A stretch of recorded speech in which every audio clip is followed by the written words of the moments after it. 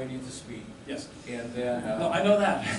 we can go ahead and talk about this after this, because we can talk about it under my staff report, and you can direct me on whatever way you need to do that. Okay, that sounds, yeah, let us postpone that. Let us hear from our guest speakers. So, sorry for doing our housekeeping here, but I thought it was good to get that working. So, presentation on pedestrian safety in the city of San Jose. So, you're not Hans Larson, but... Thank you. Yeah, I'm obviously not Hans Larson. My name is Laura Wells, and I'm the Deputy Director of the Transportation and Parking Operations for the city. I've only been with the city for about 33 years. I'm working in my second career. The majority of the services and programs that I'm going to talk about are ones that fall under my area. So I'll just... in San Jose, if you've been to any of the budget presentations where we talk about safety, we're very proud that San Jose is a safe city when it comes to traffic safety. We have one of the lowest injury crash rates in the nation. And what this chart represents is about a 25-year history of San Jose's injury crash rate going back to the late 80s, where we were, back in '88, we were experiencing 7.6 injury crashes, and that includes some fatalities per 1,000 residents. And over that 25 years, it's dropped about 65% to the most current year that we have full data for is 2013, where we experienced 2.4 injury crashes per 1,000 population. The white line above represents the national average. So the national average, you can see it's also declined, but again, in San Jose, we're significantly, proud of the fact that we are relatively safe. Now, we don't want to take, we know we're not our department and the police department, because they also have services to address safety. There's other factors. There's a lot of factors. Cars are safer, obviously safer. There's seatbelt laws. There's the cell phone laws. Although I'm sure many of us don't see people that aren't obeying those laws. But it's also through decades of focusing the capital dollars that we have and investing those at the high crash locations where crashes are occurring to make the roadway safer. It's through targeted, over the years, enforcement by the police department. And then also starting about in the mid-2000s, we began a focused traffic safety education program with our Street Smarts program. So again, we are very proud, of our record, but 2.4, if you're one of the people who were injured, it's not a happy event. And then this is something that we're not happy with. People are being injured, and there are people that are dying on our roadways, that are dying. And what this represents is going back about 8 years. It's not just San Jose roadways. It's any roadway that passes through San Jose, so with the exception of freeways. So it includes the expressways, includes light rail. It doesn't include any fatalities that involved a vehicle on private property. So, but it does cover the expressways. And cumulatively, the bottom, for those that can't maybe see the small font, the red are the pedestrians, the blue are bicyclists, and the yellow are fatalities either involving the driver or a passenger. Cumulatively, this is over 280 people in the past 8 years that have died on roadways within San Jose. About 35 per year, it's too many. And looking at the fatalities, especially, looking at the vulnerable population, the pedestrians and bicyclists, all of them are largely behavior related. The choices that people are making while they're walking, they're biking, or they're driving, it's behavior and choices. When we look at various other factors, it is behavior, but how is it related? We have people, again, this isn't just drivers, that are traveling on our roadways impaired, that are distracted, they should be paying attention to the roadway.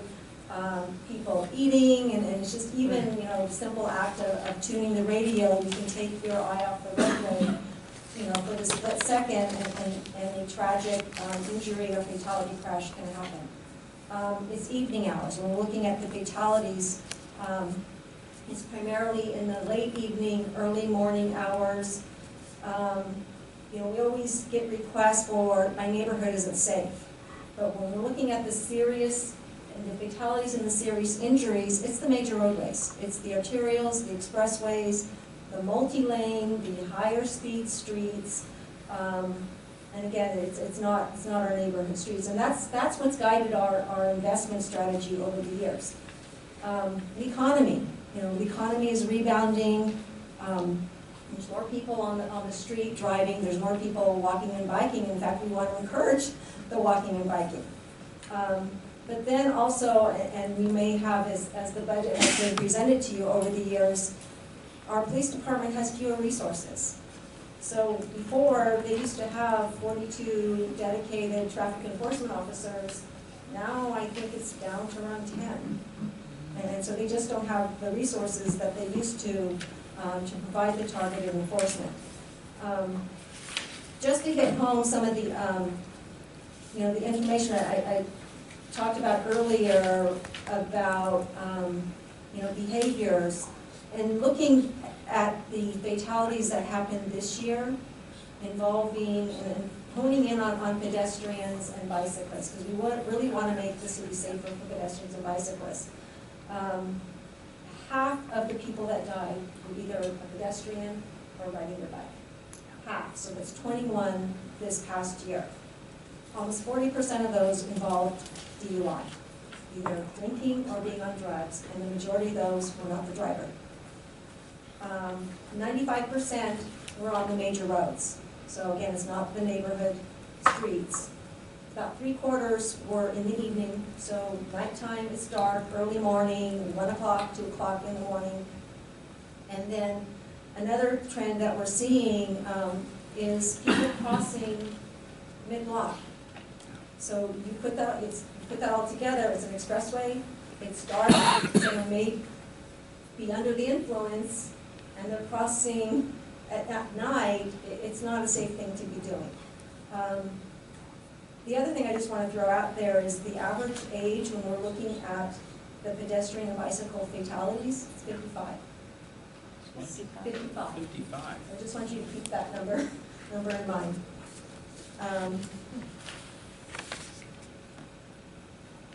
Even though I throw out the number of fatalities, it's 55, we're also very focused on injuries. You know, we have about you know, well over 2,000 people still that are being injured in crashes that are within San Jose. We have a very strong focus at schools. We want to educate children early. So here's some of the programs that we have in school zones. The police department provides support to almost 100 schools with crossing guards. They do still make an effort to join the countywide effort. It's called Operation Safe Passage, where they provide several weeks long over the course of a year, focused enforcement in school zones. We have in our department 10 dedicated parking compliance officers that go into school zones. I mean, that's their mission, is to go in during the morning period when children are coming to school, as well as being there in the afternoon or midday even. And something happens, we hear it from the superintendents and the principals, something happens to parents when they get in school zones. They just forget, they want to drop off their child, and sometimes it's unfortunately the parents themselves, not all parents, but the parking compliance officers are there to help remind parents, and if they need to, they will write a parking citation to parking in the red, blocking a crosswalk, double parking, you know, those types of violations. Traffic safety education. We go and we have a dedicated person in our department to bring traffic safety education to the schools Last year, we reached 25,000 children over the course of the year. So that's a significant population, and reminding them, you know, the children how to be safe, walking, biking, and even with their parents. And sometimes that's what it takes for the child to remind their parent of how they're supposed to be behaving in the school zone. We also reached, through the PTAs, a little over about 1,300 parents themselves. Our Walk and Roll program. How many people know about the Walk and Roll program? Okay, that's a program that we started a couple years ago, and it was through grant funding. We've since received another grant where we can work with up to 55 schools, elementary and middle schools. We currently have 39. And part of the problem with schools is there's too many people driving to school to drop off their children. I'm sure most of us, when we went to school, we walked. I walked. You know, as young as 5 years old. So the more we can encourage children to walk and bike to school and facilitate that and get more activity around that, we can help make it safer in school zones. So we had a goal with the grant to achieve a 20%, we call it mode shift, over the 3 years of the grant. We achieved that in the first year with the schools that we were working with at the time. So if you have any schools, elementary or middle schools, and it's currently not one that we're working with, we'd be happy to engage with them. I can send to Ernest the link to our website that will provide information on which schools are currently participating. It does require active parent and school support. It's not, okay, here the city's going to do this for the school. It does require active champions to work with us, because we don't want to just go in, you know, and be done, and when we leave, it goes away. We want this to be, we work with the school for about a 2-year period, and hopefully when we do leave, it's ingrained and it keeps on going. Commissioner Wong, District 8. I had a question while you were on the topic of school safety. In last year, the city had a pilot program for a small number of schools. They reduced the speed limit to 15 miles an hour. I was wondering, is there any data in yet on how effective that has been, whether or not it's changed things? Am I allowed to? Must be okay. So we did have a pilot to implement reduced 15 mile per hour. So let me back up. At every school, so if it's in a neighborhood street, it's automatically 25 mile per hour. It's 25 at the school.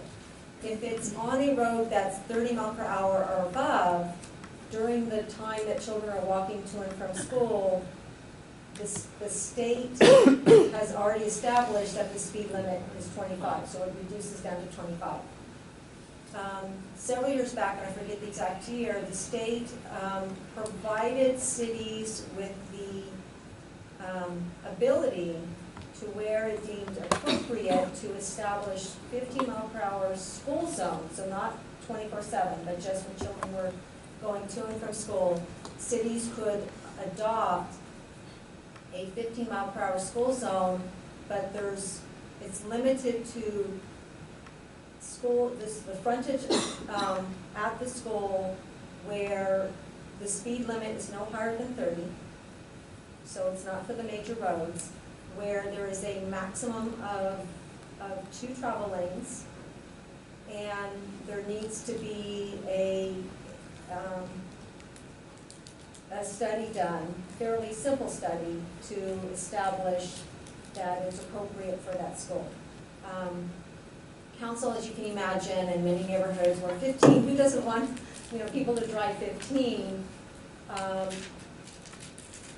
We did a pilot first, and we implemented it. I think it was Dorsa Elementary, let's say Lackford Elementary, and then a school in District 8. And what we found was people were already, parents during the school drop-off periods were already going slow because it's congested. So the impact of just putting up the sign didn't have a measurable change in the speed that motors were traveling during the period of time where 15 hours in effect. So, what council, the direction they provided is that if there is a desire by a school, because we didn't see a measurable impact, there isn't funding at this time, even though it's favorable and the schools liked it and the neighborhoods liked it, there isn't a funded program within the city to expand that. But if there is a school or neighborhood that is interested in looking at it and funding the implementation of 15 miles per hour for school, we can work with that neighborhood or school on a cost recovery basis. So I don't know if that answers. Thank you. Okay. How much does it cost? Just put up a few signs? It sounds, relatively easy, but in order to reduce the speed limit, council has to take action on a street-by-street basis. Yeah. And there has to be the state requires it, an engineering study. These speed surveys go to court, the Superior Court, so it has to hold up in court as well. And so just, No. Okay. Let's see. Yes. Robert Sandoval from District 7. I think you should put O.B. Whaley Elementary School on your list because it's heavily traveled, also with children in the mornings. In fact, Officer O'Donnell, in the month of September through October, for 3 weeks only, he issued out 52 citations for not stopping at four-way stop signs, like you said, or making complete stops like everyone should, and obviously speeding. In fact, it's a shame that one of our teachers there also got cited. But the reason I know, I live right across the street from them, and of course, Officer O'Donnell and I would communicate a lot, and that's why he was there. I would ask traffic compliance to send him down there. And he did a great, marvelous job. But we do need traffic, the solar lighting system that you put on the telephone post that shows the speeds of the cars. And that is an important issue there in that area. It's on Alvin and Terra Buena. The school site sits on Alvin and Terra Buena. Address is 25. Maybe you can give it to her offline afterwards. What was that? You can give it to her offline afterwards and move forward. Oh, okay. But anyway, that's what I want to bring up today. And tonight, I'm glad you were here. Moses? You had a... So I wasn't, Oh, I'm sorry. I I'm have sorry. I have a few more slides if that's. Oh, okay. Yeah, should we Want wait? to do questions? Can you wait till afterwards? Afterwards, yeah. Yeah, okay. Okay, so, I'm half done. Okay. We also have a senior focus. Again, as I mentioned, the average age of pedestrians and bicyclists that are dying on our roadways is 55. We have, again, the same person who goes to schools also carves out a piece of his time to go to venues, community centers, senior resident homes,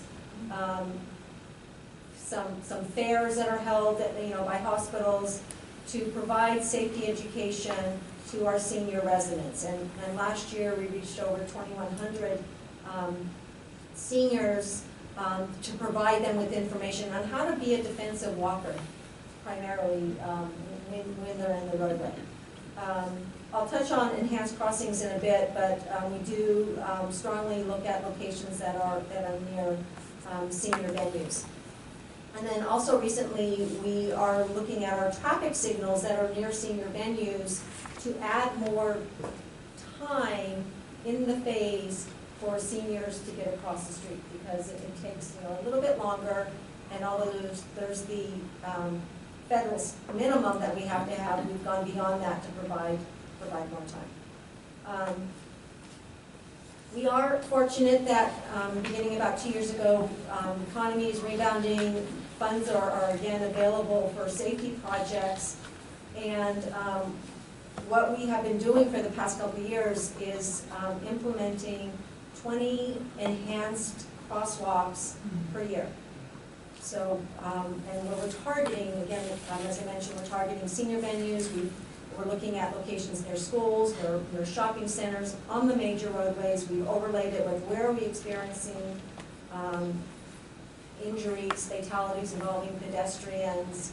And it's an example of one of the enhancements, a flashing beacon, but we're also looking at, where we can, narrowing the crossing distance with either a small median island in the center of the roadway, or putting in what we call bulbouts, so the small median islands at the sidewalk level, again, to narrow the walking distance.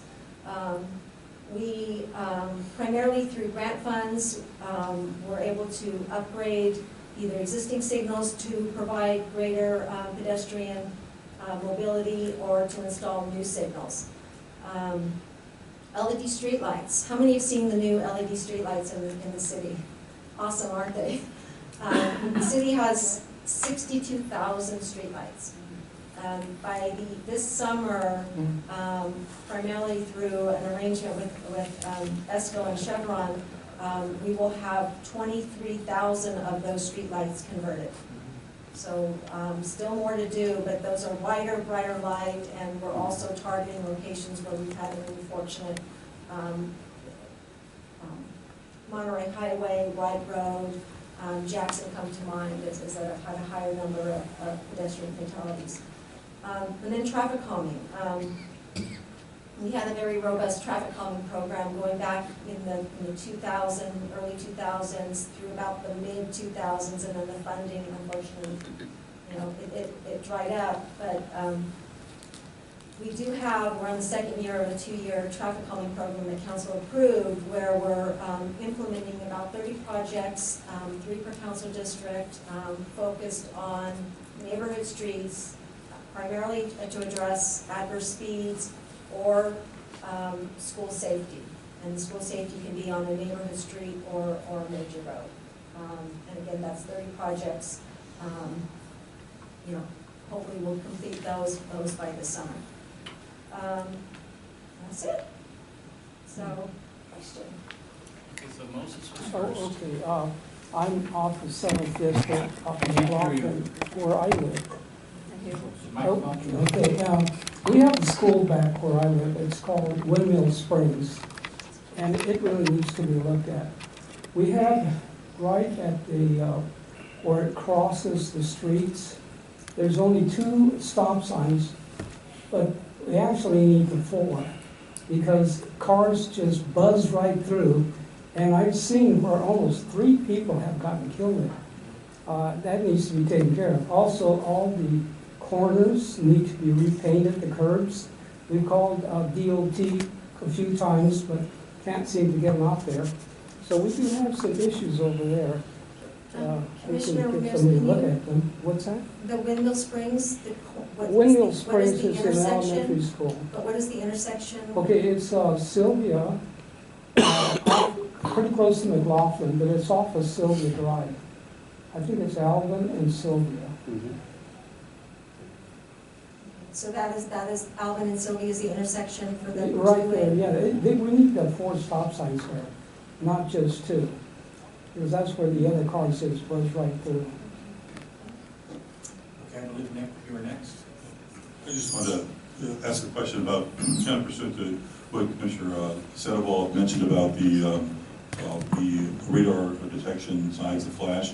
Those seem to be so highly effective, that's almost as effective as having a flashing police car light behind me. It slows me right down if I'm sort of not thinking. Is there a big process associated with that? And clearly there's going to be some expense, but is it, what is that? So the radars, they are effective. And in fact, we through grant funds and through funds provided by the city council, we have many in the city. And in fact, we currently also, we have budget right now to implement more, but I don't know if Hans described the challenge in prior meetings where he was here, the challenge we're facing with our electricians. We use our internal electricians to install the radar signs, to install the LED street lights, to maintain existing signals.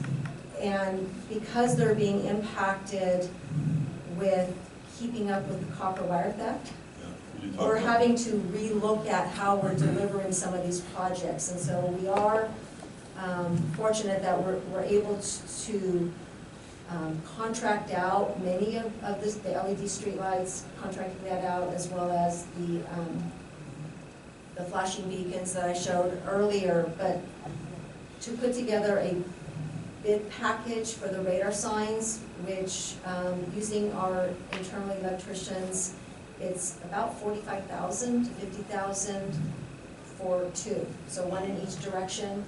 The cost, it would not be as efficient to put together a bid package.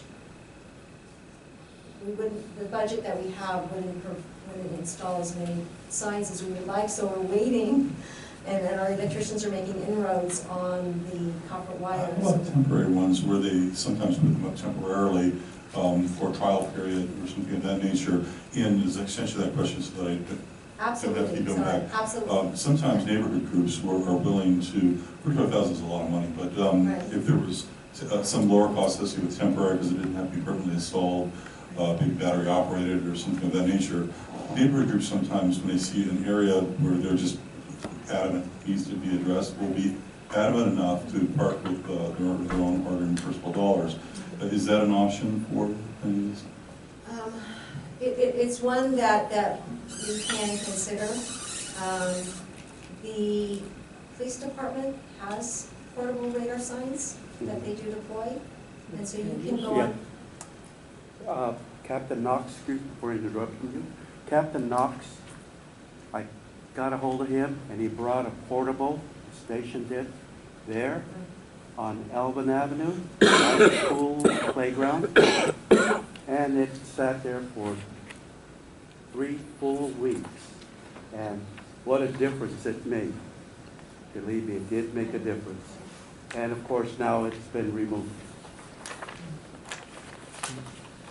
The reason I know about this is because my granddaughter works for the chief of police, and Okay. it's good contact. So Yes, go ahead. Juan was next. So in terms of the LED streetlights, where do formerly unincorporated areas stand in line in the queue? I know that in my neighborhood and the surrounding neighborhoods, we were formerly unincorporated, I think up until maybe 5 years ago or so. And we don't have many streetlights, and I don't believe any have been installed in those years. And it would seem like the first thing you might want to do is install them where they are lacking. I know we did get a couple of sidewalks on a couple of streets, but no street lights to date. At least not that I'm aware of. Do you want me to answer that? No, go ahead. Yes, please. No, so I don't have information on that. I mean, my intuition is that the program is to replace existing streetlights with the LEDs. I would have to, have information provided to you on where does do the new streetlights in locations that don't have streetlights, where does that stand? So That would be great, because maybe they're not on somebody's radar since they're not there, right? So Dave, you had a question? Hello, David Dearborn, District 6. The picture on the left of the flashing LED bar. Those things, just for what it's worth, are showstoppers. When those things go off, people stop. I ride bicycle throughout the Bay Area, and I walk through San Jose. When those things go off, people just hit the brakes, as opposed to the orange caution that says, kind of subliminally, oh, slow down if you don't want to stop. Those will stop people. Thank you. I had a couple of comments of my own, then I'll go around a second time, but my turn. You talked about having bulb outs for making the crosswalk shorter. Can you do a feature not to extend so far out that it interferes with the bicycle paths? Absolutely. And some places, businesses will put out red flags. They have those in Little Glen. Some real estate agent has them. So a little red piece of plastic on a stick, and you walk across, you hold it out in front. Those things seem to be quite effective. So if you look at partnerships, other places. Yeah, I have two things. On the, those lights that slow people down to show you the mileage, the PD police department came down to our meeting one time. They said they can't use them. They're only deterrents. They only slow people down, but they can't ticket anybody with those things. So that's part of what that is. It's just a deterrent. Gotta get them slowed down. Yeah, it just makes them slow down. The other thing is that in between Center Road and McLaughlin on Capitol Expressway, there are no lights at all. And just you're driving down Capitol, when somebody's walking along the side of the road there, you can't even see them. You know, I'm surprised somebody hasn't gotten, ran over. But I think that needs to be looked at. Yes, Desiree. Desiree Merrigan from District 3. One area that is a problem with pedestrian safety is off of McKee Road near 33rd Street. So this is by Ann Darling Elementary School in District 3. And I want to say maybe about 2 weeks ago, I think there was a fatality there. There was something pretty bad that went on in the evening time.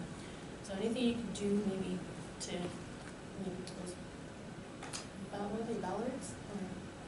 So I believe the fatality was at 34th Street, and that is actually a location that we have in hand with one of these flashing beacons on the side of the road, but also in a meeting island in the middle of the road. And what's unknown at this time is, was it activated? What could we do to further enhance that area, because it has a high volume of pedestrians getting hit? Is there any kind of, I don't know, the options would be. You'd have to look at it further. I do know there is a signal at 33rd, a traffic signal, and then we have the enhanced crossing at 34. The one thing when you're back in your neighborhoods that we do see is one lane, one motorist will stop, and the other motorist in the other lane may not figure out, well, why are they stopping? And so as a pedestrian, just be mindful of that there's crazy drivers out there that aren't necessarily paying attention, and make sure that all lanes are stopping before continuing to cross the street. And also as a driver, be mindful of what's happening. Maybe if we switch out the lights to the LED lights, when those get switched out, maybe it would improve that. Yeah. Brainstorm. Thank you. So, any other questions from the commission? Questions from the audience? Ed Raskin. I noticed a lot of times that the city has put up these kind of pedestrian crosswalks with signals, yellow blinkers on them. If a person is going to cross at that, are they required to press the button? In other words, if you go to an intersection that has a regular signal light, you can't cross the intersection unless you press the button and get the green light, right? Is that the same thing at one of the yellow ones? Because what I'm seeing a lot of times is people don't press the yellow button, and many of those signal lights you cannot see if they're on or off. So what happens is they step out into traffic at that signalized intersection, and in particular on Lincoln Avenue where they're using the little red flags, the question I have is, people are making the assumption that they're supposed to stop. And I'm not sure that the state law says that you're not supposed to be stepping out unless you can step out safely, if you really look at it. So there's a real question, because I see people all the time not pressing the thing and just literally stepping out in front of the traffic. We've had 5 people at the intersection of Broadway and Lincoln been hitting the crosswalk. There's been other people hitting the crosswalks in that whole section. Yeah. The newer, and you can't see it in this picture, but the newer beacon that we're installing, instead of the round type that are on Lincoln Avenue, we've gone to these, which have been found to be, more effective. They have a light on the side, on the narrow side, that is flashing. So if you're on one side of the street, you can see it flashing. Well, you can't on Lincoln. Not at Lincoln, because it's not that, it's not this version here. And so, it's a matter of prioritizing the replacement of those versus to this type versus do we look to enhance, But my main question is, if somebody does not press, if you have a signal light like that, and the person doesn't press the light, are they allowed to walk out into the intersection? Yes. They are. A pedestrian. Has the right of way. Well, they need to exercise caution. Right. So, motorists need to stop for pedestrians that are in a crosswalk. Right. But, So they don't have to press the light. There is no legal requirement to Press the light. Okay, thanks. Okay, any other questions? Did you want any action? This is just information. I would say input, and if you have any locations in your own neighborhoods that you become aware of, the pedestrian program that I mentioned, the crosswalk program, it's an annual program, and we're hoping to continue to upgrade about 20 crosswalks a year. So again, forward those. What's the contact information? How do we get the information? I can leave my business card. You can forward them to your council office, because we do meet with the council offices to prioritize locations annually. Okay, so go from council office. Another reason for that is council offices also have some budget they can put for things if it's a good idea. Could you speak up? Sorry. Working on cold, council offices also have supplemental budget sources they can put towards things if it's a really good idea. So it's always a good idea to let them know as well as DOT. Okay.